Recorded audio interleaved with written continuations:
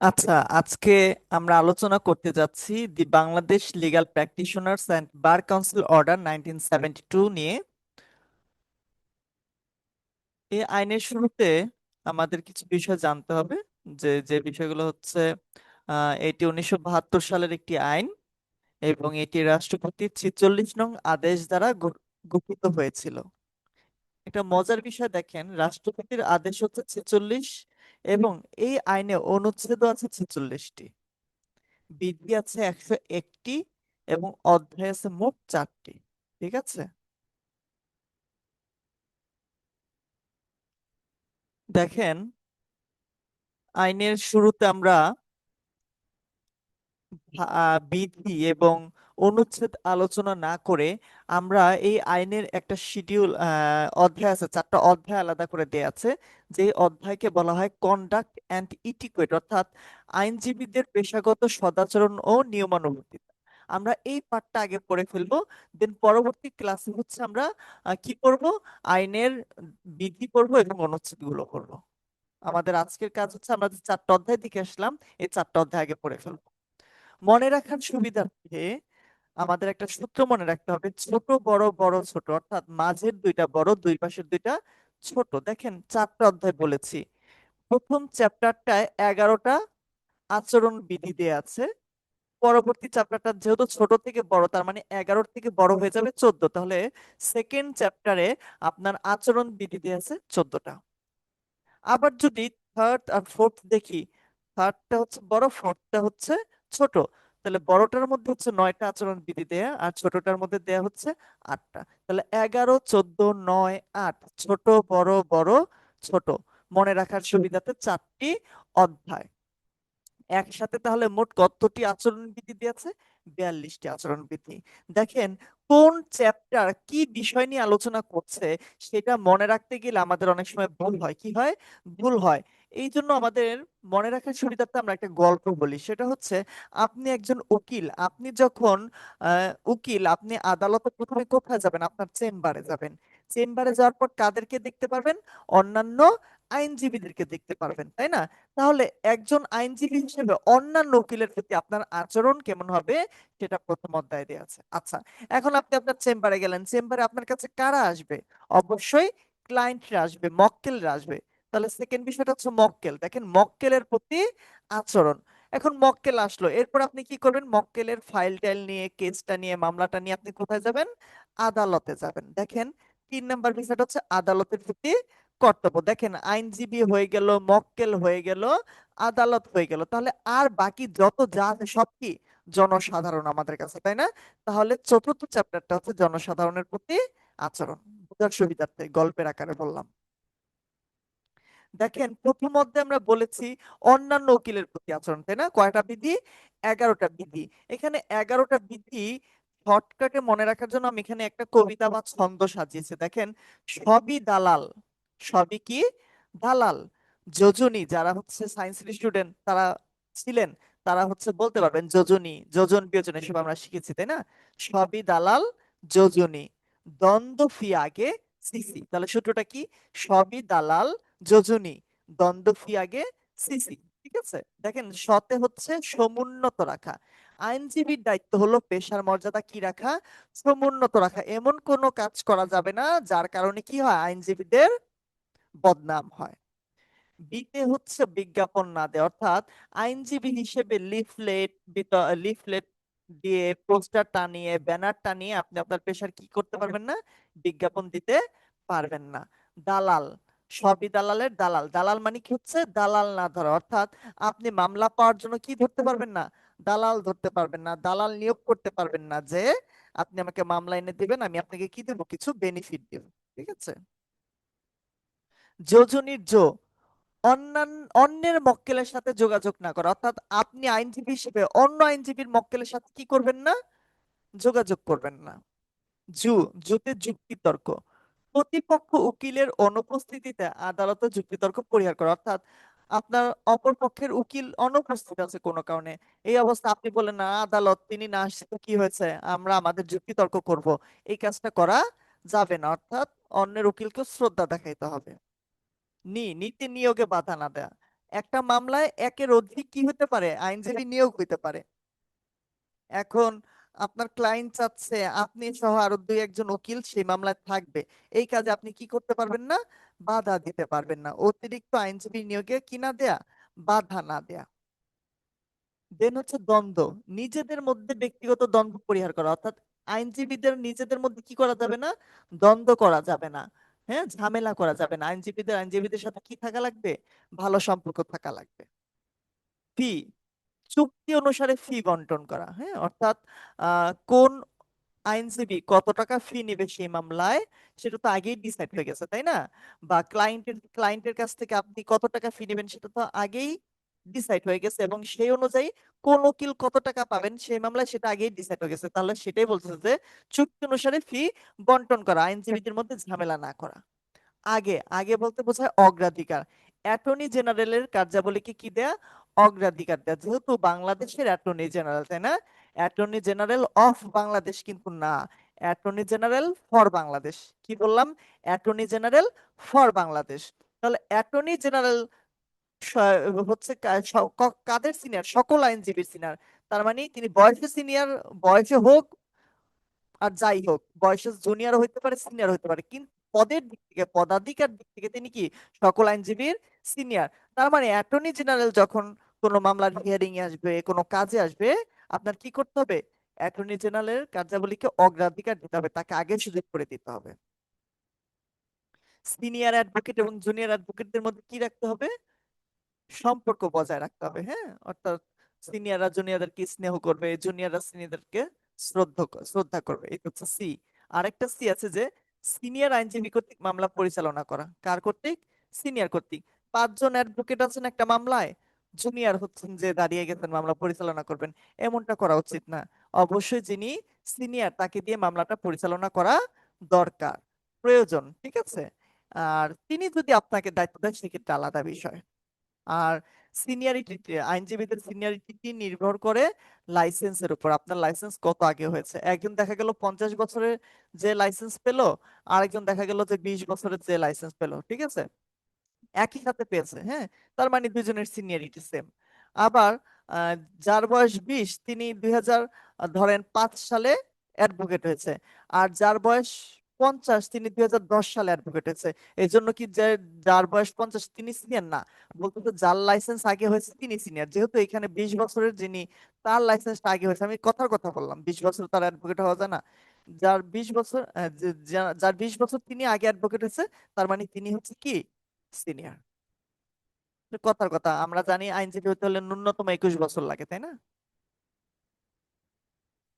দেখেন, অধ্যায় 2 আমরা বলছি মক্কেলের প্রতি আচরণ, এখানেও দুইটা সূত্র আছে। দেখেন, প্রথম লাইনে একটা সূত্র, সেকেন্ড লাইনে একটা সূত্র। আপোষ পরিচালনায় গ্রহণ মিশ্রণ প্ররোচিত করবে না। প্রথম সূত্রটা হচ্ছে আপোষ পরিচালনায় গ্রহণ মিশ্রণ প্ররোচিত করবে না। আর সেকেন্ড যে সূত্রটা আছে বা ছন্দটা আছে সেটা হচ্ছে আইন ভঙ্গের আসামি, অবশ্যই তো আসামি তো আইন ভঙ্গ করে, আইন ভঙ্গের আসামি অতিরিক্ত বিরোধ, যুক্তিতর্ক, সাক্ষী বিশেষ দিনে পরিচালনায় বাধ্য না। সূত্রটা কিন্তু সহজ, আইন ভঙ্গের আসামি অতিরিক্ত বিরোধ, যুক্তিতর্ক, সাক্ষী বিশেষ দিনে পরিচালনায় কিনা বাধ্য না। তাহলে আপোষের আপস, দেখেন, মক্কেলের সম্পত্তিতে আসক্ত না হওয়া, মক্কেলের সম্পত্তিতে কি হওয়া যাবে না, আসক্ত হওয়া যাবে না। পথে পূর্বের মক্কেলের বিরুদ্ধে মামলা পরিচালনা না করা, অর্থাৎ আপনার কোন একজন মক্কেল ছিল আগে, এখন তিনি আর আপনার মক্কেল না, তাহলে তার এগেইনস্টে যে আপনি আর কি করতে পারবেন না, মামলা পরিচালনা করতে পারবেন না। সতের স্বার্থ, মামলার পক্ষ বা বিষয়বস্তুতে স্বার্থ থাকলে তা জানানো, অর্থাৎ যে মামলাটা নিয়ে আসা হয়েছে, যে বিষয়বস্তু নিয়ে আপনার কাছে আইনজীবী, আপনি আইনজীবী, আপনার কাছে আসা হয়েছে, সেই মামলায় যদি আপনার কোনো স্বার্থ থাকে আপনি অবশ্যই মক্কেলকে আগেই সেটা জানিয়ে দিবেন। তারপর আছে হচ্ছে পরিচালনা, আপোষ পরিচালনা, পরিচালনা বলতে পরিচালনাই বোঝাচ্ছে এখানে, উভয় পক্ষে মামলা পরিচালনা না করা, অর্থাৎ আপনি আসামি পক্ষে বাদী পক্ষে একসাথে মামলা পরিচালনা করবেন, সে কাজটা করতে পারবেন না। গ্রহণ, মামলার বিষয়বস্তু ক্রয় বা অন্য উপায় গ্রহণ করা যাবে না, অর্থাৎ আইনজীবী হিসেবে মামলার বিষয়বস্তু, ধরেন একটা সম্পত্তি নিয়ে মামলা হয়েছে, আপনি আইনজীবী হিসেবে ওই সম্পত্তিটা কি করতে পারবেন না, গ্রহণ করতে পারবেন না, বা কিনতে পারবেন না, বা গিফট হিসেবে নিতে পারবেন না। মিশ্রণ, হ্যাঁ, নিজের সম্পত্তির সাথে মক্কেলের সম্পত্তির কি না করা, মিশ্রণ না করা, মেলানো যাবে না, প্ররোচিত করবে না। আইনজীবী কোনো ব্যক্তিকে মামলা করতে কি করবে না, প্ররোচিত করবে না যে আপনি মামলা করেন, এটা করেন, সেটা করেন, এই ধরনের উস্কানিমূলক কথাবার্তা বলবে না। এই গেল প্রথম সূত্র দিয়ে আমরা 7টা পেলাম। আর বাকি যে আরো 7টা আছে, যেহেতু এই চ্যাপ্টারে 14টা বিধি, আচরণ বিধি, বাকি 7টা আমাদের সেকেন্ড ছন্দ দিয়ে হবে। দেখেন, আইন ভঙ্গের, আইন ভঙ্গের পরামর্শ না দেওয়া। আপনি একজন মক্কেলকে কি বলবেন আপনি আইন ভঙ্গ করেন, এই কাজটা করেন, সেই কাজটা করেন? বলবেন না। আসামি, আসামির পক্ষে মামলা পরিচালনা করা উকিলের কি অধিকার, আসামির পক্ষে মামলা পরিচালনা করা উকিলের কি অধিকার। এমন না যে তিনি আসামি দেখে, তিনি মার্ডার মামলার আসামি দেখে আপনি আইনজীবী হিসেবে তার পক্ষে যে দাঁড়াতে পারবেন না, তিনি ধর্ষণের আসামি বলে আপনি তার পক্ষে যে দাঁড়াতে পারবেন না, এটা কি না, বলবে না কেউ। কারণ কি, এইটা আইনেই বলা হয়েছে যে আসামির পক্ষে মামলা পরিচালনা করা উকিলের কি একটা অধিকার। অতিরিক্ত, অতিরিক্ততে বলতেছে ফি ব্যতীত অতিরিক্ত উৎকোচ গ্রহণ না করা, অর্থাৎ ফি আপনার মক্কেলের সাথে যতটুকু নির্ধারণ হয়েছে আপনি ততটুকু নেবেন, এর বাড়তি আপনি গ্রহণ করবেন না। ফি আদায় বিরোধ না করা, মক্কেলের থেকে যখন ফি নিবেন তখন কি না করা, বিরোধ না করা, ঝগড়াঝাটি না করা। আইনজীবী মক্কেলের স্বার্থ রক্ষার্থে প্রয়োজনীয় যুক্তিতর্ক দাখিল করবেন। আপনি কাজই তো করতেছেন মক্কেলের জন্য, তাই না? তাহলে মক্কেলের স্বার্থ রক্ষার জন্য যতটুকু যুক্তিতর্ক দাখিল করা প্রয়োজন আদালতে, আপনি ততটুকুই করবেন, কম করবেন না। আইনজীবীগণ কোন মামলার কি হবেন না, সাক্ষী হবেন না। কি হবেন না, সাক্ষী হবেন না। যদি সাক্ষী হইতে হয়, তাহলে ওই মামলা থেকে আপনার আইনজীবীর হিসেবে আপনার নামটা সরায় নিয়ে তারপর আপনার সাক্ষী হইতে হবে। অর্থাৎ আপনি আইনজীবীও আছেন ওই মামলায়, আবার সাক্ষীও দিবেন, এমনটা পারবেন না। সরকারি বিভিন্ন দিনে বা কোনো বিশেষ দিন যদি থাকে, হ্যাঁ, যেই দিনে ধরা গেল যে আইনজীবী অসুস্থ, হ্যাঁ, এটাও তো আইনজীবীর জন্য একটা বিশেষ দিন, তাহলে অমুক দিনে মক্কেল আপনাকে মামলা পরিচালনা কি করতে পারবে না, বাধ্য করতে পারবে না। এই গেল আমাদের 2টা অধ্যায়। তৃতীয় অধ্যায় কি বলতেছে, যে আদালতের প্রতি কর্তব্য, কার প্রতি কর্তব্য, আদালতের প্রতি কর্তব্য। দেখে এসেছি অধ্যায় 3 হচ্ছে 9টি বিধি। এখানেও একটা সূত্র আছে যে ভদ্র ক্ষতি মিথ্যা আদেশ, সরি মিথ্যা আলাপ, ভদ্র ক্ষতি মিথ্যা আলাপ, সরকারি পত্রিকা, রাজনৈতিক সময়ে অভিমত। হ্যাঁ, ভদ্র ক্ষতি অর্থাৎ ক্ষতিটা এমন ক্ষতি করতেছেন, ভদ্র মানুষ ক্ষতি করে না, এইভাবে মনে রাখবেন, ভদ্র মানুষ দ্বারা কি হয়েছে, ক্ষতি হয়েছে, ভদ্র ক্ষতি।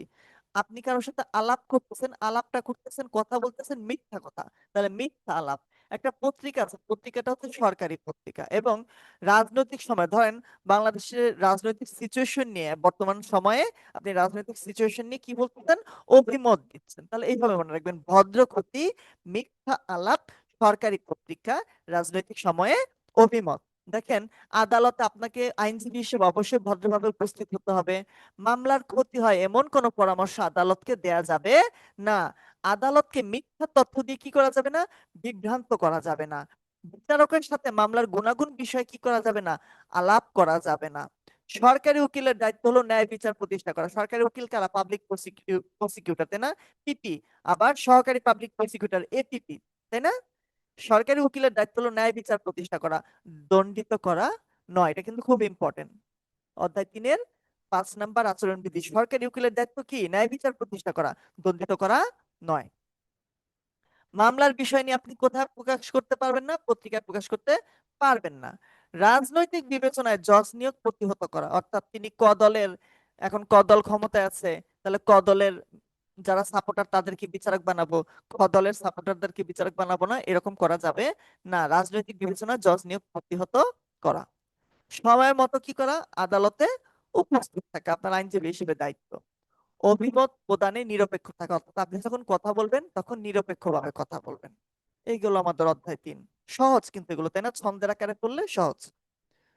4 নাম্বার অধ্যায়, 8টি, কতটি, 8টি, জনসাধারণের প্রতি আচরণ। এখানে আমি একটা ছন্দ লিখেছি, প্রতিশোধ ভালো, মাঝে মাঝে প্রতিশোধও কি হয়, যদিও প্রতিশোধ ভালো না, কিন্তু মাঝে মাঝে প্রতিশোধও কি ধরে নিলাম ভালো। ক্ষতিকারক পরামর্শ, আপনি কাউকে পরামর্শ দিচ্ছেন, কিন্তু পরামর্শটা কেমন পরামর্শ দিচ্ছেন, ক্ষতিকারক, হ্যাঁ, তাকে পরামর্শ দিতেছেন যে প্রতিশোধ নাও, হ্যাঁ, প্রতিশোধটা কি হবে, ভালো হবে, তার মানে আপনি ক্ষতিকারক কি দিচ্ছেন, পরামর্শ দিচ্ছেন যে প্রতিশোধ ভালো। কিন্তু এই যে প্রতিশোধ ভালো এই কথাটা আপনি কাউকে বললেন, এই কথাটা কি ধরনের পরামর্শ? ক্ষতিকারক পরামর্শ। আবার আপনি কি ক্ষমতার প্রকাশ করতেছেন? হ্যাঁ, আমরা ক্ষমতা প্রকাশ করি না, আমি অমুক, আমি তমুক, আমি ওই নেতা, আমি সেই নেতা, পাতি নেতা, বলি না? বলি। দায়িত্ব পেশায়, হ্যাঁ, পেশায় অবশ্যই কি থাকা লাগে? দায়িত্ব থাকা লাগে। তার মানে ছন্দটা এভাবে মনে রাখবেন: প্রতিশোধ ভালো, ক্ষতিকারক পরামর্শ ক্ষমতার প্রকাশ, দায়িত্ব পেশায়। আচ্ছা, আমরা ভিতরে দেখি। প্রতিশোধ বা হয়রানির উদ্দেশ্যে মামলা না নেওয়া, অর্থাৎ আহ, জনসাধারণ এসে আপনাকে হচ্ছে আইনজীবী হিসেবে আপনাকে বলতেছে যে একটা মামলা করে দেন, কিন্তু আপনি বুঝতে পারতেছেন সেই মামলাটা কি প্রতিশোধের জন্য করা হচ্ছে বা হয়রানি করানোর জন্য হচ্ছে, তাহলে সেই উদ্দেশ্যে যদি মামলা করতে চায় আপনি মামলাটা নেবেন না। বিরোধী পক্ষের সহিত ভালো আচরণ করা, অর্থাৎ আপনি বাদীপক্ষের যদি আইনজীবী হন, তার মানে বাদীপক্ষ হচ্ছে আপনার মক্কেল, তাহলে সেক্ষেত্রে আপনার আচরণ বিধি হয়ে যাবে অধ্যায় 2 অনুযায়ী মক্কেলের প্রতি আচরণ। তাহলে অপর পক্ষে যারা আছে তারা কি আপনার বিরুদ্ধ পক্ষ, তাই না? তাহলে তখন তারা কিন্তু আপনার পক্ষ না, মক্কেল না, তারা কি হয়ে যাবে? জনসাধারণ। অন্য পক্ষের লোক যারা থাকবে, পক্ষ পক্ষভুক্ত যারা থাকবে, তারা কিন্তু আর মক্কেল না, তারা কি হয়ে যাবে? জনসাধারণ আপনার কাছে। এই জন্য তাদেরকে জনসাধারণের অধ্যায় রাখা হয়েছে যে বিরুদ্ধ পক্ষের সহিত কি কি আচরণ করা? ভালো আচরণ করা। ক্ষতিকারক দিয়ে দেখেন, হয়রানি এবং ক্ষতিকারক মামলা না নেওয়া, অর্থাৎ দেখেন 1 আর 3 প্রায় সেম, তাই না? 1 আর 3 প্রায় সেম, এখানেও হয়রানি আছে, এখানেও হয়রানি আছে, তার মানে একটু ভালো করে দেখতে হবে। একে হচ্ছে প্রতিশোধ আগে, তাই না? আর 3-এ হচ্ছে হয়রানি আগে। একে হচ্ছে প্রতিশোধ আর হয়রানি, আর 3-এ হচ্ছে হয়রানি এবং ক্ষতিকারক। ঠিক আছে, এই জিনিসটা একটু ভালো করে দেখবেন, মিলানো যাবে না, হ্যাঁ। তারে কি বলতেছে? পরামর্শ প্রদান ইচ্ছাধীন কিন্তু দায়িত্ব পালন বাধ্যতামূলক। অর্থাৎ আপনি একজন আইনজীবী হিসেবে কাউকে পরামর্শ দিবেন কি দিবেন না আপনার ব্যাপার, কিন্তু আপনি একজন আইনজীবী হিসেবে যখন কোনো মামলায় অ্যাটাচ হয়ে যান, তখন ওই কাজটা করা আপনার জন্য কি দায়িত্বের মধ্যে পড়ে, তাই না? তার মানে সেই কাজটা আপনাকে করতে হবে। সেই কথাটা বলতেছে যে পরামর্শ প্রদান ইচ্ছাধীন কিন্তু দায়িত্ব পালন আইনজীবী হিসেবে কি বাধ্যতামূলক। ক্ষমতা, মোকদ্দমা গ্রহণ বা প্রত্যাখ্যান করার ক্ষমতা থাকবে। কোন একটা মোকদ্দমা বা মামলা আপনার নিতে মন চাইলেও নিবেন, নিতে না মন চাইলে নিবেন না, কেউ আপনাকে কি করবে না? বাধ্য করবে না। এই হচ্ছে আপনার ক্ষমতা। প্রকাশ, পরিচয় ও স্বার্থ প্রকাশ করা, অর্থাৎ আপনি আইনজীবী হিসেবে কোথাও গিয়েছেন, তখন আপনার কি করতে হবে? আপনার পরিচয় প্রকাশ করতে হবে এবং স্বার্থ প্রকাশ করতে হবে। দায়িত্ব, দায়িত্ব গ্রহণ না করা, ভালো করে মনে রাখেন। আপনি বিচারক, বিচারক থাকা অবস্থায় একটা মামলা আপনার সামনে এসছে, আপনি দেখলেন দুইটা মামলা, ওই মামলাটার দুই পক্ষেরই কথা শুনলেন, সকল এভিডেন্স নিলেন। এখন আপনি তো বিচারক হিসেবে বুঝে গেলেন মামলাটা কার পক্ষে যাচ্ছে। তখন আপনি কি করলেন? বিচারকের পদ ছেড়ে আপনি আইনজীবী হিসেবে ওই মামলায় নিযুক্ত হলেন, কারণ জানেন ওই পক্ষে কি হবে?